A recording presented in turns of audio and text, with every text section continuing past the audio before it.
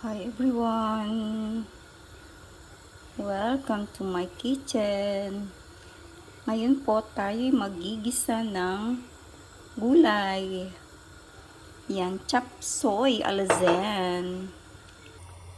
Tingnan natin ang ating mga sangkap. Kamatis, mushroom, at saka pretzels. Yan, halu-haluin lang natin. Ganyan. Ito po ay aking style. Yan, pinakuluan ko na yung ating gulay para madali na lang siyang maluto at saka para yung pagkaluto niya ay pantay-pantay. Ayun. Isa na natin. Halu-haluin. Yan, konting gisa-gisa na lang siya guys kasi nilaga ko na nga muna para yung pagkaluto niya ay pantay-pantay guys. Yan, luto na. Healthy diets tayo ngayon.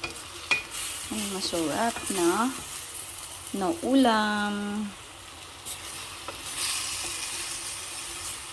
Yan, sarap. Tikman na natin. Yan, mag-ulam po tayo ng gulay guys. Wag puro karne. Pwede na. Lagyan siya natin ng konti pang sabaw. Yung pinaglagaan natin ng gulay. Pwede na yun. Isabaw natin. Yan, sarap. Yan, iba-iba. Yan, para siyang chop suey, pero meron siyang mga ganitong gulay.